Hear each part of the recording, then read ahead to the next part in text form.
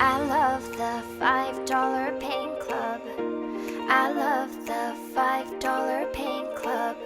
They will teach me how to paint all my projects. Show me how to paint furniture with a new mindset. I love the $5 Paint Club.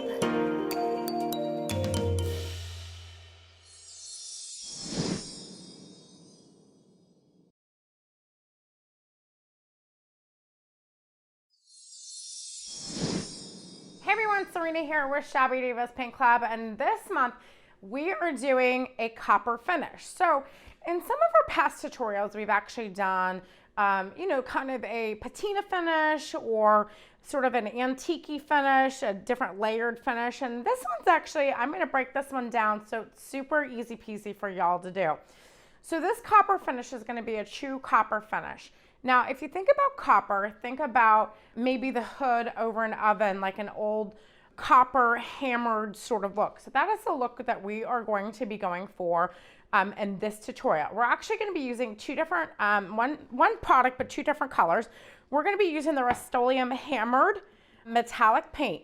You guys, these are super, super affordable. A quart of paint is about $13, which you really can't get any cheaper than that. And it's a great product. So we're going to be using it in black and in copper. We're also going to be using an ostrich roller by Artistic Paint Studio. Some little sponges, some decorative sponges here. And then finishing, if you want to finish it off with some really cool nail heads, that would be great.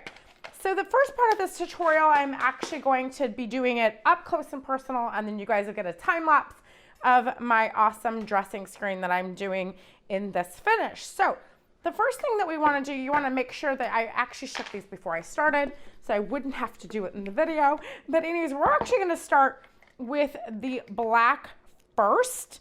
So you want to do a base in the black. And then what you'll do after that is you will actually go and do the copper over the top of it and then run the roller through it. We are not going to be using a texture product for this, I don't think.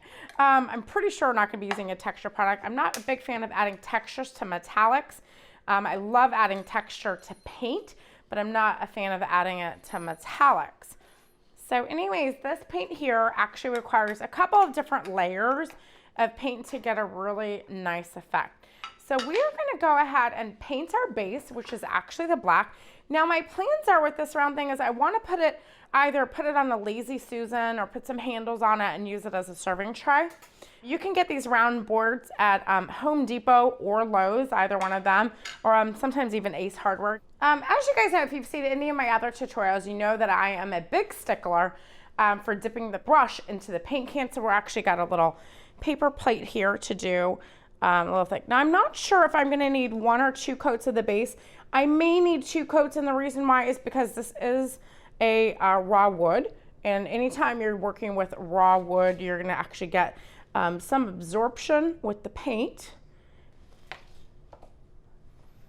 Alrighty, so let's go ahead and get our base on. This is going to dry. It should dry fairly quickly.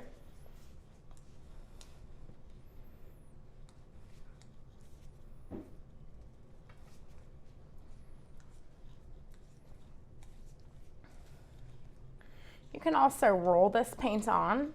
You can brush it or roll it. You can already start seeing that it's starting to get you can see over here, see how it's starting to do that separate. So it looks like a hammered copper.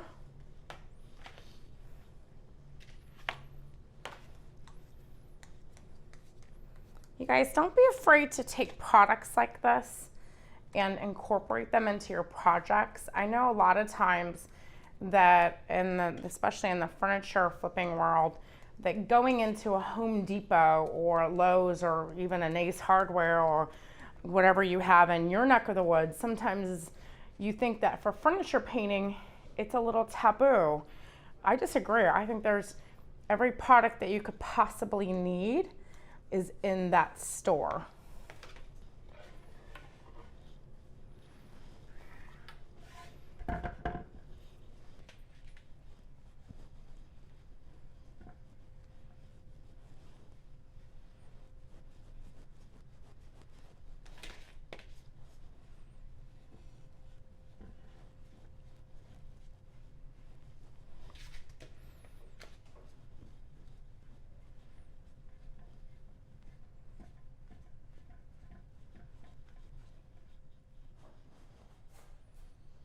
Okay, so what we're gonna do is we're gonna let our first coat totally dry here. I don't think that we're gonna need to do another coat after this.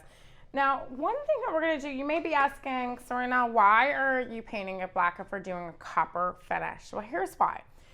Because this is a hammered copper, there's actually an additive inside this paint that causes this look that you guys can see of where it causes like a separation of the paint to cause divots. What I'm going to do in the next step is actually put the copper paint under here, the copper paint over, and then I'm gonna do a light rolling of this here. Now, when I do the rolling, it's gonna cause the black to peek through.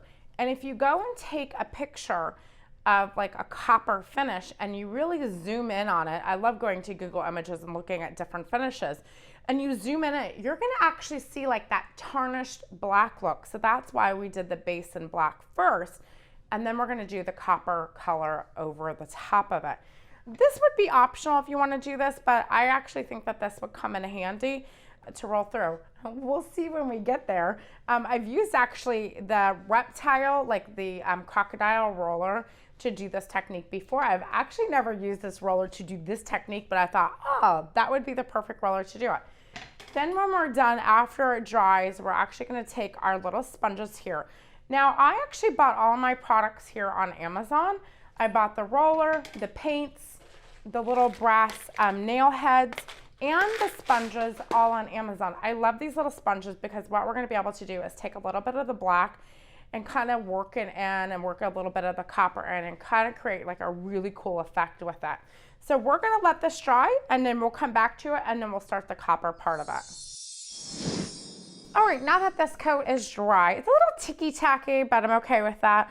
We're gonna go ahead and do the copper coat over the top of it and then drag our roller through it.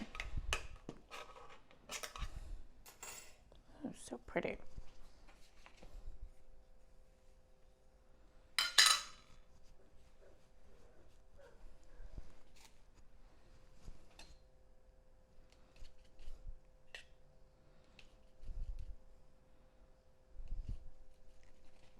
Okay, now I know what some of you are saying. She just dragged her brush through the can. It was a clean brush, by the way, so we're good. But anyways, I didn't want to make a giant mess like I did, pouring the black, so it is what it is. Get over it.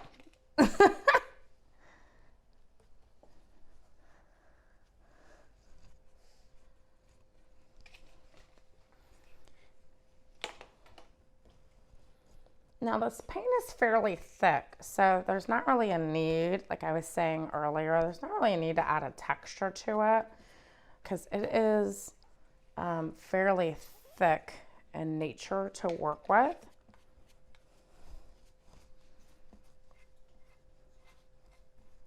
All right, and also too, I should note that if you are smell sensitive, this is not a VOC-free paint. Anytime you're gonna try to get these decorative finishes like this, you're usually subjected to using paints with additives in them that are not VOC free. There is a smell to the paint, not too bad. We're obviously painting inside, but I would definitely recommend if you're painting this to do it in a well ventilated area. And if you're smell sensitive to various paint smells, I would definitely do this outside if weather permits.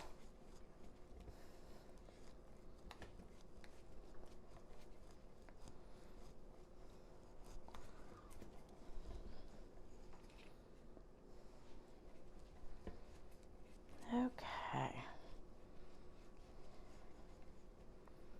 All right, I'm just gonna run my brush through here just one more time, just to make sure that I have anywhere that it might be pooling. All right, we're actually gonna take our roller now and we are just going to roll a small section just to see what we get here and see if it's something that we like. Okay, I like that, that's cool. All right, here's what I'm gonna do. I'm gonna put this down so I can get a little bit more pressure on it.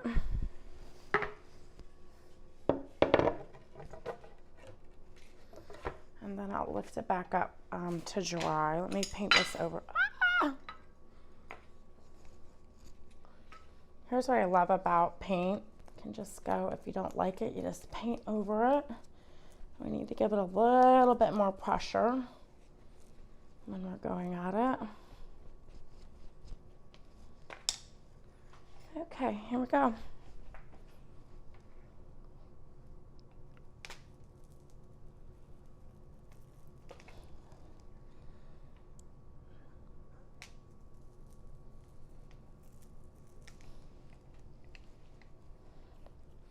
I'm just gonna wait for this here just a second because I just applied this and it's a little bit ticky-tacky. Now what's gonna happen with this paint, just so you guys know, this is a self-leveling paint. So the paint is actually designed to fill in a crevice or a mark so that it has a really smooth finish. So what we're gonna see as this piece dries, that these are gonna kind of like close in a little bit more than what they are now, which I'm kind of totally fine with that. You may have to help your roller along so that it doesn't get stuck.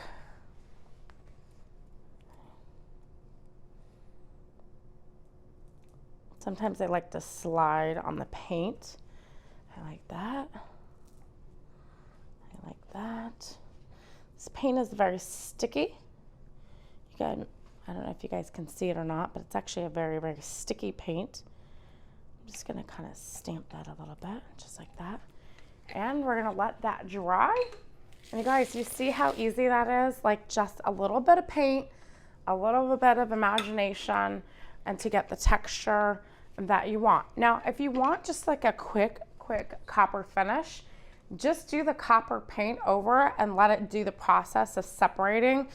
You can see here, see how the paint does that, the cells inside the paint. It's absolutely amazing. I bet you this paint would do really cool pours as well. Actually, I'm kind of convinced it would do really cool pours. So anyways, have fun. This paint is cheap. It is inexpensive. It goes a long ways and it's really kind of cool. Just remember to try to use it in a well-ventilated area because it is not a VOC-free product. It does have VOCs in it. It does have a slight smell to it. I'm not high yet, but it does have a smell to it. So again, if you're smell sensitive, use it in a well-ventilated area outside or with a mask on it. But for the most part, it's not too bad. So we're gonna let this dry and we'll come back. I will talk about some finishing touches that you can add to it to get some really cool effects. And then you guys can check out the time lapse that we did of the screen and how that came out. So we'll see you guys in a few, okay?